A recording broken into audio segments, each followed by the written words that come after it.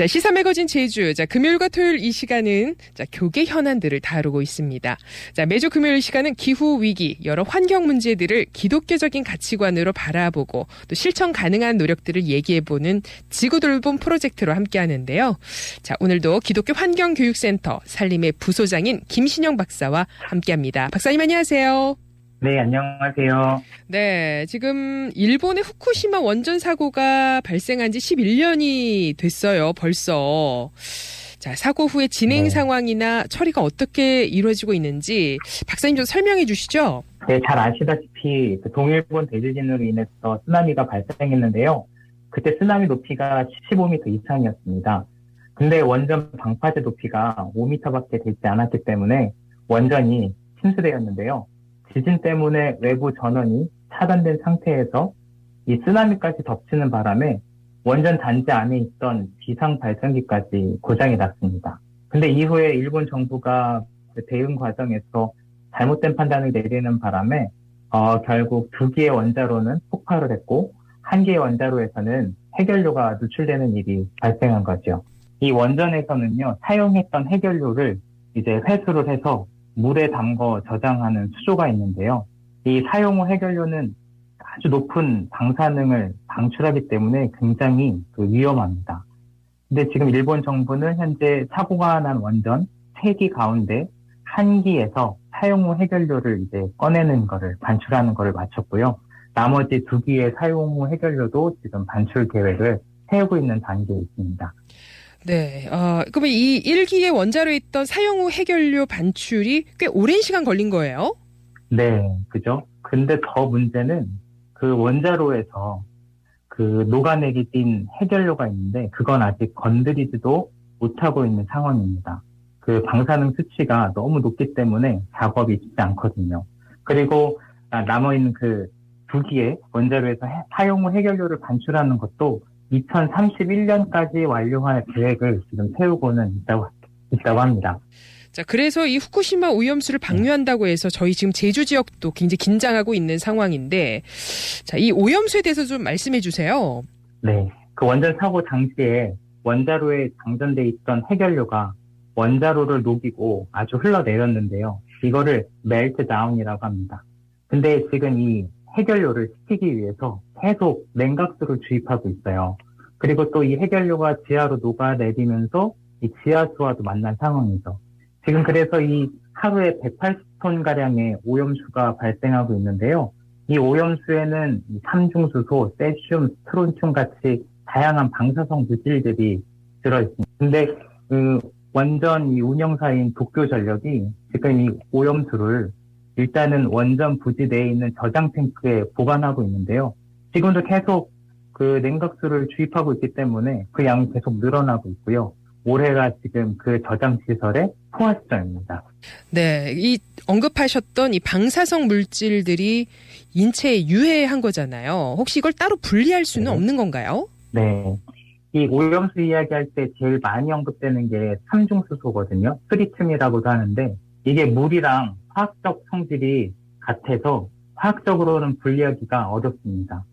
그 다른 방사성 물질 같은 경우는 다핵종 제거 설비라는 것을 가지고 제거하고 걸러내고 있는데 이 삼중수소는 제거가 되지 않기 때문에 지금 이 오염수를 저장 탱크에 일단 저장하고 있는 것이고요. 그리고 다핵종 제거 설비로 정화 작업을 한다고 해도 이 방사성 물질들이 완전히 정화되는 건 아닙니다. 일본 오염수에 들어있는 이 방사성 핵종도 지금 뭐가 있는지 공개도 되어 있지 않은 상태고요. 그리고 이 오염수가 방류되고 자연에서 순환을 하다가 인체까지 들어오게 되면 유전자 변형 그리고 세포 파괴를 일으켜서 여러 암과 생식 기능 저하를 유발한다고 알려져 있습니다. 그럼에도 불구하고 이 오염수를 지금 일본에서 방류한다는 결정이 내려진 거죠? 네네. 그래서 일본 정부가 지금 이 오염수를 인체에 영향이 없는 수준까지 희석시켜서 방류하겠다. 그러면 문제가 없다. 이렇게 주장을 하고 있는데요. 근데 이 희석시켜서 방류한다는 거지 방류하는 방사성 물질의 총량이 줄어드는 건 아니기 때문에 그 문제고요. 지난 7월 22일에 오염수 해양 방류를 일본 정부가 최종 결정도 했습니다. 그래서 이르면 내년 4월부터 오염수를 방류할 계획이고요. 근데 지금까지도 이 도쿄전력은 그들이 방류할 오염수에 어떤 방사성 물질이 들어있는지 이 정보를 공개를 하지 않고 있습니다. 그래서 우리나라가 어떤 영향을 얼마나 받게 될지 이런 정보를 지금 확인하기가 어렵고요. 이 모든 과정이 지금 전적으로 일본 정부와 이 국제 원자력 기구의 검증을 통해서만 이루어지고 있습니다. 그럼 이제 얼마 동안 또 어느 정도의 오염수가 방류될 건지도 알 수 없나요? 네, 결론적으로 보면 그렇다고 할 수 있는데요. 현재 결정된 건 130만 톤의 오염수를 방류할 거다 이렇게 결정이 됐고요. 문제는 아직 이 후쿠시마 원전의 사고 처리가 진행 중이기 때문에 오염수도 계속 발생할 거란 거죠. 그래서 일본은 지금 2050년까지 후쿠시마 원전을 폐로하겠다 이렇게 계획을 세우고 있는데요. 이걸 감안하면 앞으로도 오염수는 계속 발생할 거고 또 이것도 지금과 같은 방식으로 방류하지 않을 것이라고 우리가 규정하기는 어렵다고 봅니다. 자, 그렇다면 이 오염수 방류가 시작되면 우리나라의 이 제주 지역에 어떤 피해가 있을지도 좀 말씀해 주세요. 네, 오염수가 언제 유입될 거냐는 거는 연구에 따라서 빠르면 7개월부터 한 5년까지 다양한 연구 결과가 있는데요. 중요한 건 유입되긴 유입될 거라는 거는 사실이라는 거고요. 일단 오염수가 해양에 유입되면 해양 생태계가 방사능의 영향을 받게 될 거고 장기적으로 볼 때는 어업 경제에 미치는 타격도 굉장히 클 거고요. 국민들의 건강에도 좋지 않은 영향을 끼치게 될 것입니다. 그래서 이게 국민들의 생명과 해양 생태계를 지키기 위해서 우리 정부가 어떤 역할을 하느냐가 앞으로 정말 중요하다고 할 수 있습니다. 자, 이에 대해서 우리나라 정부 또 국제사회 분위기는 어떻습니까? 네, 일단 국내외 환경단체에서는 비난의 목소리를 오래전부터 내왔고요. 또 우리 정부 같은 경우는 지난 3년간 일본의 방사능 오염수에 관한 상세한 정보를 좀 공개해라 이렇게 요구해오고 있는데요. 일본은 지금까지도 제공을 하지 않고 있습니다. 그런데도 불구하고 우리 정부는 한 상황에 심각한 이 상황에 비해서 강경한 태도를 안고 있는 것 같아 보이고요.